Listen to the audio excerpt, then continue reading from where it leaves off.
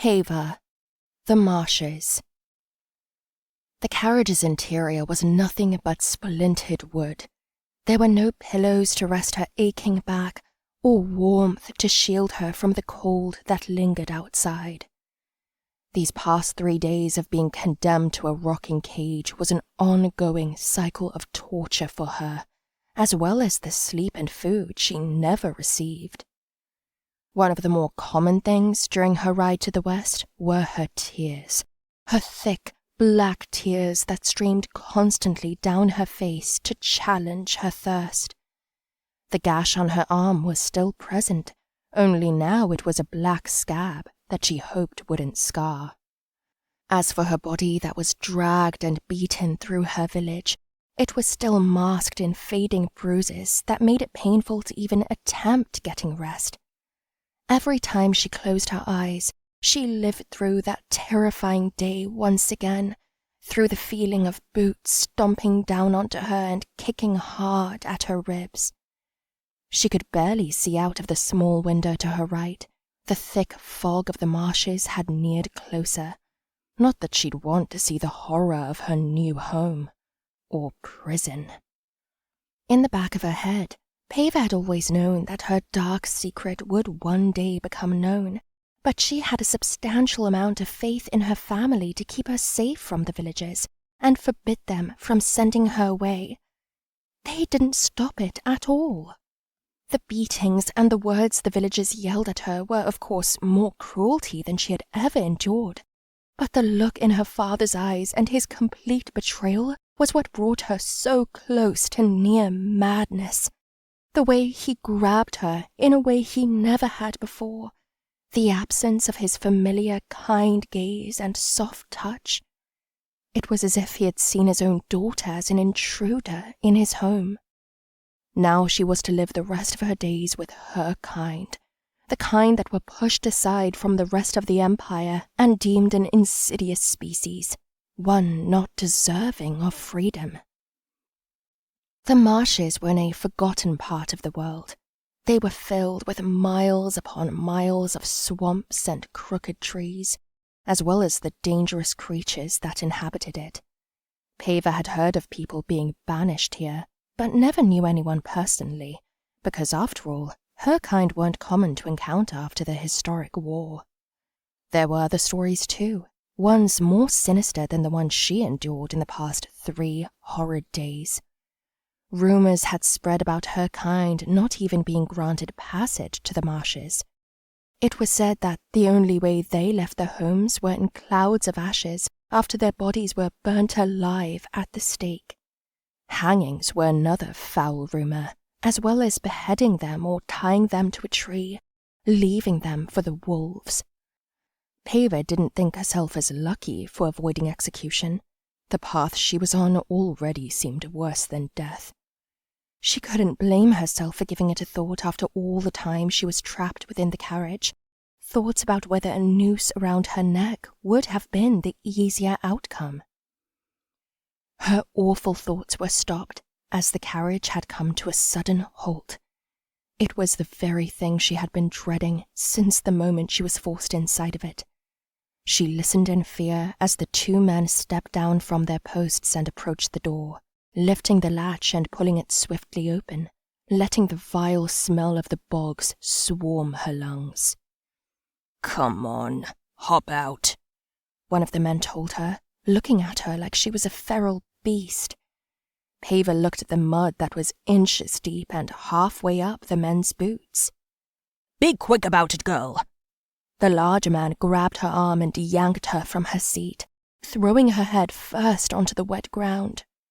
"Filthy thing," he snarled.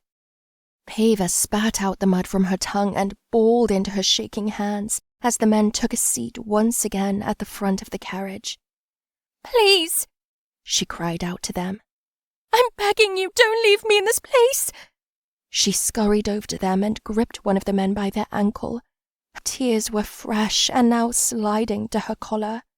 The man gave a quick and violent kick with his boot, striking her hard in her jaw and forcing her face deep into the grim ground beneath her once more. He whipped the reins, and the horses slowly pulled them from the deep, wet terrain, with Pavah struggling to her feet behind. "I beg you!" she screamed through the air. Not even a single look back. Her efforts to run after them proved fruitless. The carriage had already vanished into the cloud of grey and left her alone in the unknown and frightening land that stretched miles around her. She looked down at a puddle that showed her petrified reflection staring back at her, with a new swelling already growing from her chin. Pavah stroked at her brown skin and tattered black hair, only to rub in more mud and make herself look even more filthy, not to mention her torn dress that was now as stained as a butcher's apron. The mountain of fog thinned out in ripples. It revealed the distant shadows of a vast line of crippled trees that looked all the more uninviting. There was no certain path to show her the way to the others like her. She was weary of entering the maze of spiraling branches. In the moment, part of her wanted to just run away into the fog behind her, possibly even retracing the path that those men took to make it there. That thought quickly sank from her mind. She realized she had no idea where that would lead her, or how far. Night would be approaching soon. Being alone in the dark lands of the West is a dangerous place to be for anyone. At least if she dared to enter the woods and found the Blackbloods, she knew that there would be somewhere to stay, but not somewhere safe. From the trees she approached, small bones and skulls from various creatures had hung from the twigs and trunks like unsettling decorations. Her first impressions of these people were that she should not follow their daunting pieces of hanging art. Both moving forwards or backwards, she would be entering the unknown parts of the world and would face danger either way. Her stomach growled like the creatures in the far corners of the mist. She hadn't eaten since 3 nights ago, and the men on the carriage gave her hardly anything to drink. Pavah proceeded forward, gingerly trudging through the lake of mud in the direction that the hanging skeletons of frogs and fish led her. The darkness swallowed her whole when she plodded through the shadows of the colossal trees, immediately dripping with sweat from the sudden humidity. Wildlife certainly surrounded her. She could hear at least a dozen creatures croaking in the bogs or shrieking in the branches 50 feet above her. The trees sliced through the cloudy cloth like blades and dissolved it enough for Pavah to finally see more than 10 paces ahead of her. The mud thickened until her shoes stopped sinking at every step, but the tough roots that sprawled from the earth didn't make her journey any more pleasant. Her view was now entirely filled with trees and green ponds. There were no paths to follow, no shelter to hide in, and no people to be seen. Pavah investigated the gloom of the marshes, staring at the way she came from, and continued to debate whether she should just take her chances out there. She knew she couldn't do it. It pained her to believe she was incapable of handling herself in the West, but she knew that she knew nothing of it. The looming silences haunted her more than the occasional sounds of distant croaks or fluttering wings.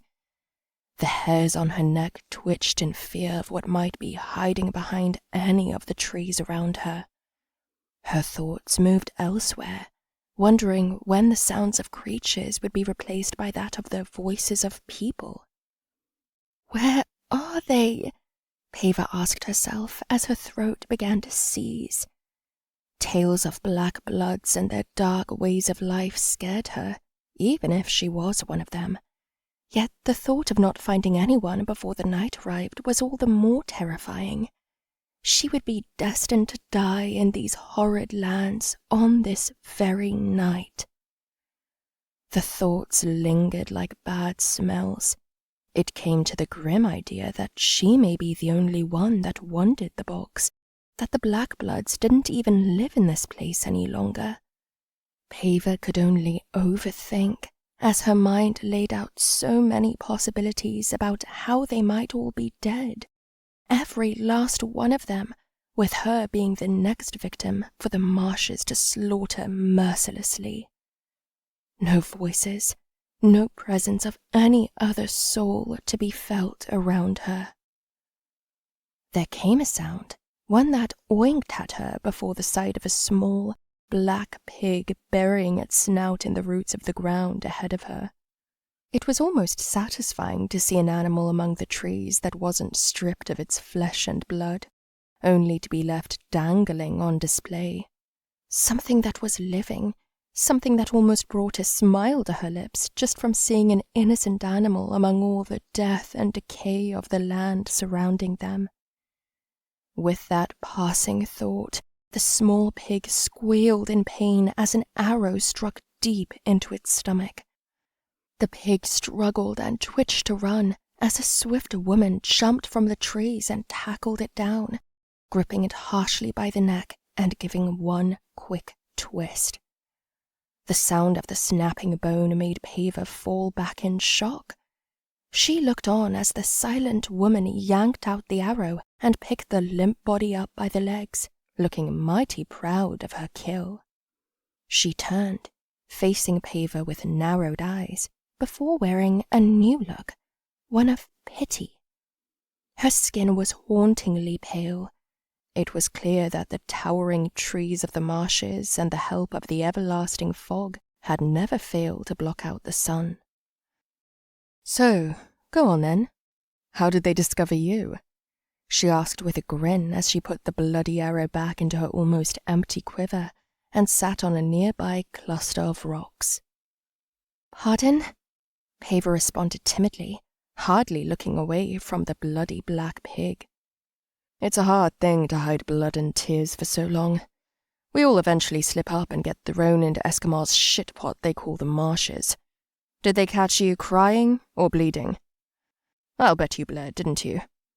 It's harder for us women to hide it when we soak our sheets between every full moon."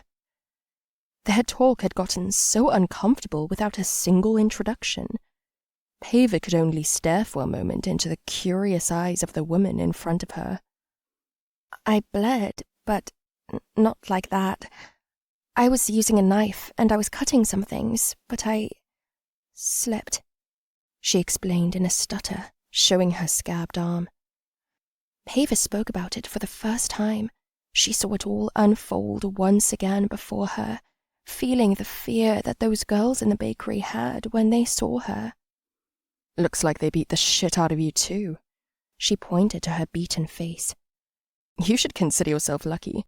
There are places in the world that would see people like us butchered for who we are, or cast into the sea with stones tied to our wrists." Lucky, Pavah thought, thinking about that word again and how it could never be used to describe her awful situation. "I was a crier. I had a friend who worked in a whorehouse, but she let women take a dive between her thighs as well as men. Soon the Lord found out, and not long after that he had her hanged from the gates. I passed her on my way back from the markets. They saw my tears that day, but I wasn't about to let myself die to a coward and a rope, so I ran away as far south as I could reach." "I'm sorry," Pavah uttered. "About your friend." The girl nodded slowly before composing herself once again. "But anyway, I had gotten far. I'd almost reached the Jade Valley before some stupid drunken bastard in a tavern decided to get handsy with me. I punched him, he punched me back, and the rest of that story is pretty easy to put together." Pavah could see through her fake smile. She stared at the pain that was hidden behind it, much like her own heavy pain she carried with her. "I'm Pavah," she said, standing up. It was clear the girl had sensed that an introduction was due and hopped off the rocks. "Lorraine, I'd say it's a pleasure, but this land of shit happens to make that almost impossible." The two of them stood still in the sounds that the marshes had to offer. Lorraine continued to give Pavah that same pitiful look once more with her amber eyes. It was comforting for Pavah to see someone who looked as wrecked and ruined as she was, looking over Lorraine's black hair that was lathered in grease and twigs, and her clothes that were twice as filthy. "You couldn't have come at a worse time," she told her, turning and inviting her to walk at her side. "Lady Bulgren made it clear she wanted the very next girl that arrives here to pay her a visit." Bulgren? Pavah questioned herself with widened eyes. It was a name that was known throughout the Empire, yet 2 decades had passed since that dreaded name had ever been spoken. "I thought all of the Bulgrens were dead."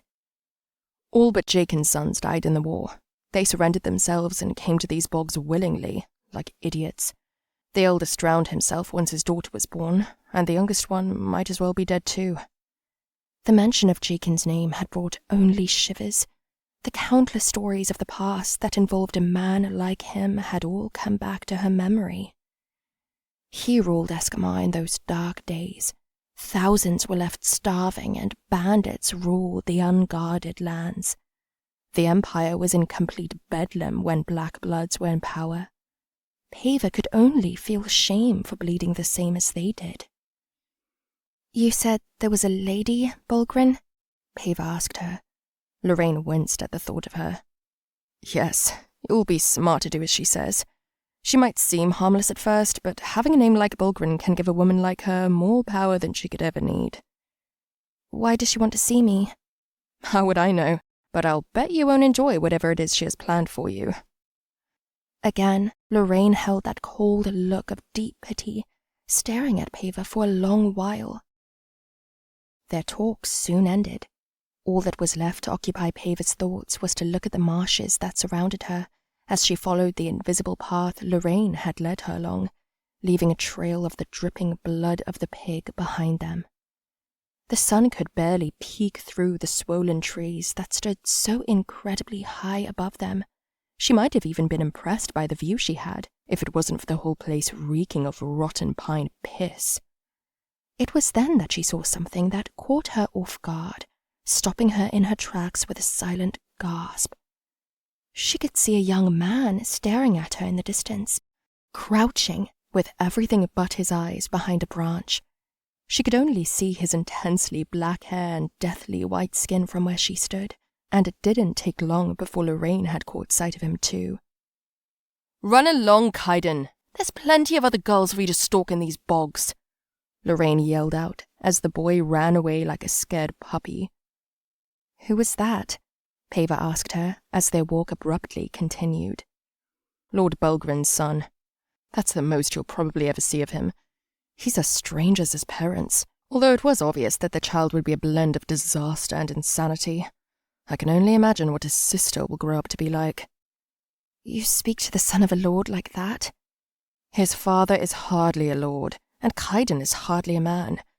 Lady Bulgren is the one you should have any concern for. That woman is more poison than anyone else in her family." Pavah had already been told so much about the Bulgren family. It was difficult to keep up and remember all that Lorraine had said to her, but she took her advice, thinking only of Lady Bulgren and how formidable she was being described as. Pavah was unsure about finally meeting her. The woman's reputation had already been made extremely clear. "Come with me," Lorraine said to her with a yank of her sleeve. "I want to show you the most bearable place in these shitlands before you meet the vile." Pavah's knees were already shaking. Lorraine paid no mind to her struggles and was leading onward up the steep hill that was laced with roots and masked in slippery moss. Pavah dodged the dozens of bugs that spawned from the dirt as her dress ripped even more from the spiking branches. Lorraine had soon reached the top of whatever it was they were climbing. She dropped the hunted pig and held her hands to her hips, gazing forward without the need to catch her breath. "Here it is," she called down to her with pride in her voice. Their hands held tight together as Lorraine helped her in her final stretch, pulling her up to join her in seeing the land from the high cliff they had just conquered. "Gods," Pavah muttered as she looked over it with both amazement and fear. Dusk would approach in the hour, but the setting sun still lit up the marshlands to reveal the giant patch of open land that was filled entirely with crooked huts and colossal crowds of people hustling between them like sheep. 19,000, give or take, Lorraine told her as she squatted down.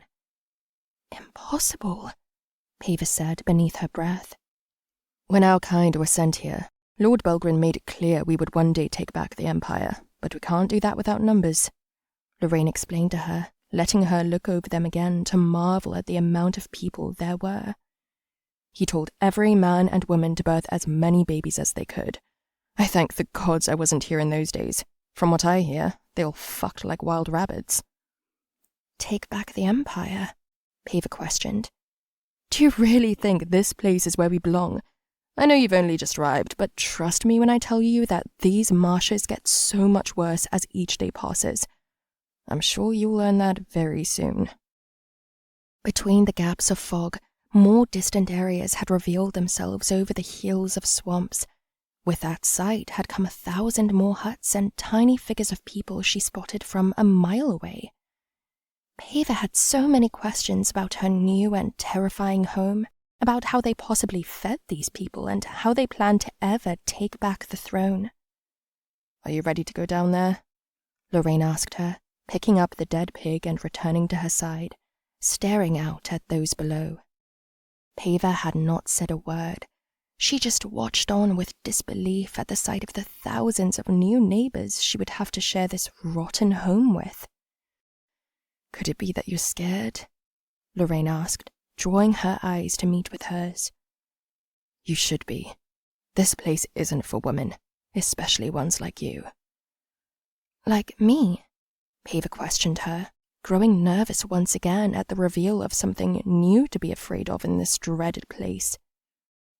Men like new things, and you're the newest thing to walk on into this place. They'll look at you like you're a free whore. You'll want to look out for yourself, Pavah. Lorraine turned away, leaving her with those lingering words.